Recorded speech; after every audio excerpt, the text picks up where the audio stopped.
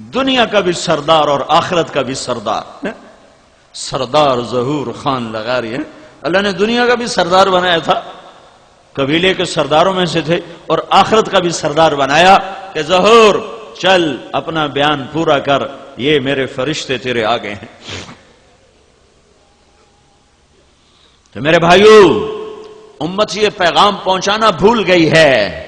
مدت ہوئی سیاد نے چھوڑا بھی تو کیا، تاب پرواز نہیں، راہ چمن یاد نہیں. یاد ہی نہیں ہے کہ دنیا میں پھرنا، پیغام ربانی کو لے کے در در صدا لگانا، گھر گھر نوائے وقت بن جانا. ہم ہیں نوائے وقت، اخبار نہیں ہے نوائے وقت. ہم ہیں صدائے زمانہ، ہم ہیں نوائے زمانہ. یہ امت ہے نوائے وقت کہ اللہ کے پیغام کو لے کر دنیا میں پھرتے ہیں. کوئی گھر نہیں، کوئی در نہیں. جہاں زندگی کی شام ہوتی ہے وہیں مٹی کی چادر اوڑھ کے سو جاتے ہیں، اور کل حشر میں اللہ ان کو نبیوں کی شان کے ساتھ کھڑا فرمائے گا. علم غلط ہو گیا. روٹی، علم کا موضوع بھی کبھی روٹی رہا ہے، کبھی علم کا موضوع بھی نوکری رہا ہے. علم کا موضوع شعور ہوتا ہے. شعور ختم کہ درویشی بے عیاری ہے، سلطانی بے عیاری.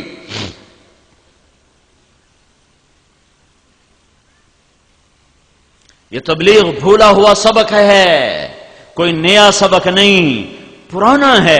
لوٹ پیچھے کی طرف، اے گردش ایام تو یہ پرانا سبق ہے، کوئی نیا نہیں ہے. بیچ میں زمانہ ہوا، بھول گئے تو نظر آتا یہ کیا کام ہے، یہ کیا بات ہے، یہ کیا چیز ہے. یہ وہی ہے جس کے لیے تم پیدا ہوئے تھے، یہ وہی ہے جس کے لیے تمہیں اللہ نے خیر امتن کہا تھا، یہ وہی ہے جس کے لیے اللہ نے تمہیں ہوجتباکم کہا تھا، یہ وہی ہے جس کے لیے اللہ تعالیٰ نے تمہیں امتن وسطا فرمایا تھا، یہ وہی ہے جس کے لیے اللہ نے تمہیں لتکونوا شہداء علی الناس فرمایا تھا.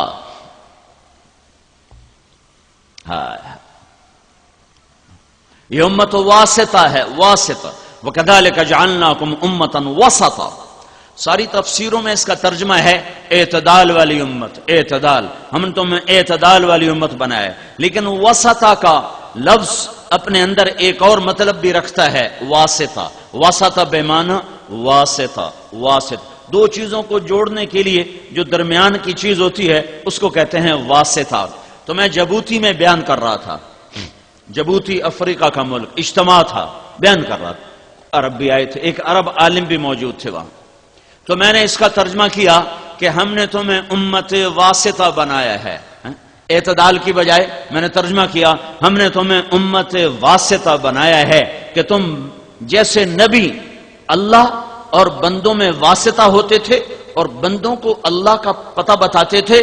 تو اے بورے والا کے ایمان والو اور اے ہند سندھ کے ایمان والو، اب تم نبیوں کے بعد امت واسطہ ہو. اب جو جیسے نبی واسطہ بنتے تھے اب ان کی جگہ تم میرے اور میرے بندوں کے درمیان واسطہ ہو.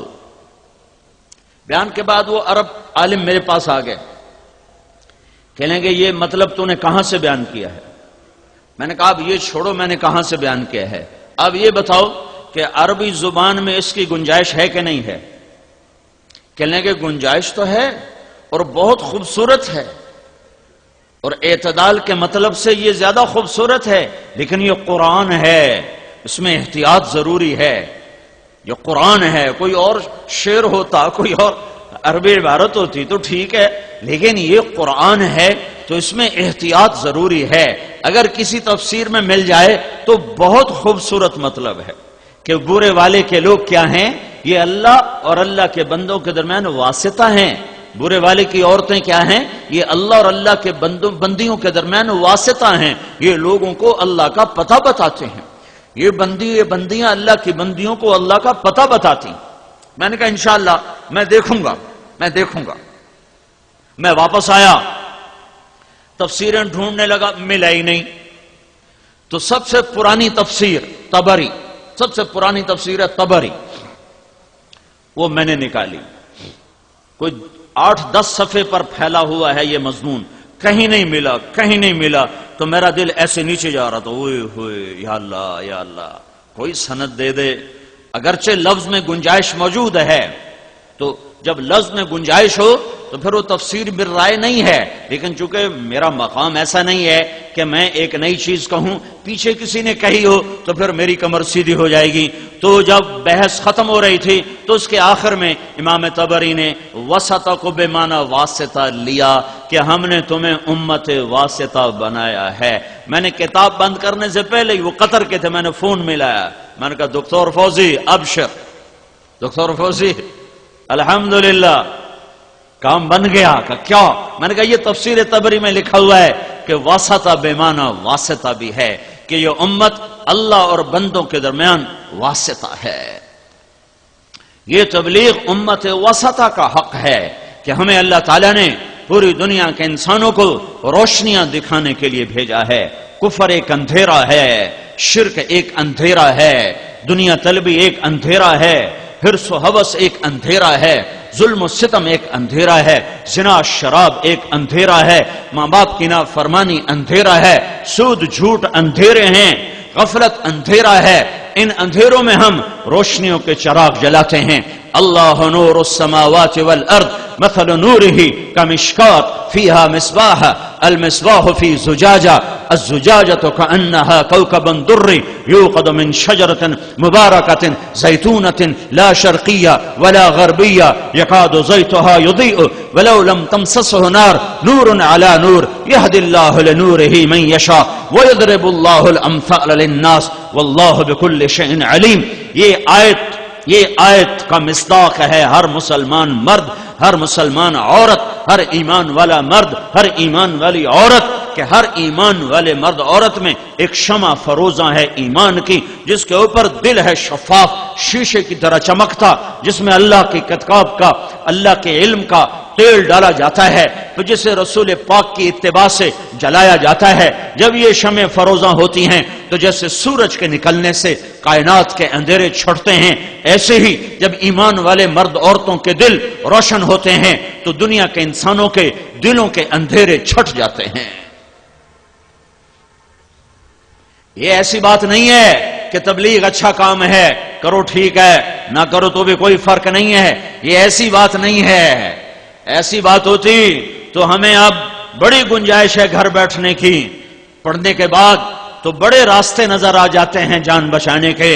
پڑھنے کے بعد جنہوں نے قانون پڑھا ہوتا ہے وہ کیسے لوگوں کو الجھا لیتے ہیں اور اپنے آپ کو کیسے بچا لیتے ہیں، اپنے آپ کو کیسے نکال لیتے ہیں کہ وہ قانون کی ہیرا پھیریاں سمجھتے ہیں۔ میرے بھائیو، یہ نہیں ہے ہاں بھائی چنگا کام ہے کر لو تو کوئی گال نہیں، تو نہ کرو تو تامی کوئی گال نہیں، یہ ایسا کام نہیں ہے۔ اس پر میرے نبی کا سب کچھ لگ گیا، صحابہ کا سب کچھ لگ گیا، گھروں میں فاقے آ گئے، شہر بدر ہوئے، در بدر ہوئے، گھر سے بے گھر ہوئے، وطن سے بے وطن ہوئے، کائنات کو انہوں نے میرے بھائیو آخری کناروں تک پہنچے۔ تو اس لیے کیوں پہنچے؟ بلوچستان جہاں آج بھی نہ روٹی ہے نہ پانی ہے، 11 ہجری میں پنجگور تک اسلام پہنچا، 18 ہجری میں قلات تک اسلام پہنچا، اور حضرت علی کے دور میں قلات سے لے کر سبی تک۔ آج بھی میں ابھی وہاں سے میرا چلہ چل رہا ہے، بلوچستان کا سفر کیا ہے، آج بھی انسان نظر نہیں آتے۔ تو آج سے 14 صدی پہلے وہاں کیا تھا جس کو فتح کرنے کے لیے خلفائے راشدین کے دور میں یہاں صحابہ پہنچے ہوں؟ کچھ لوگ رہتے تھے جھونپڑوں میں، یہ جہنم میں جانے سے بچ جائیں اس لیے ان تک لشکر اسلام پہنچے ہیں۔ عبد الرحمن بن سمرہ بلوچستان میں سو گئے،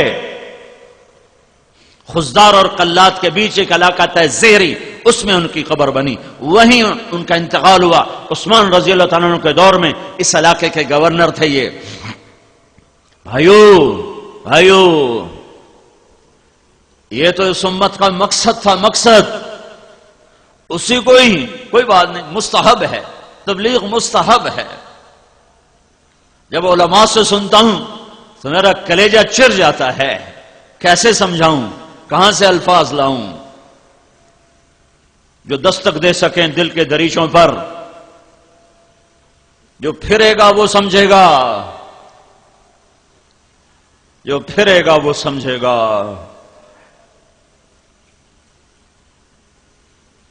درد کو درد والا محسوس کرتا ہے، دوسرے کو کیا پتا کہ یہ کیوں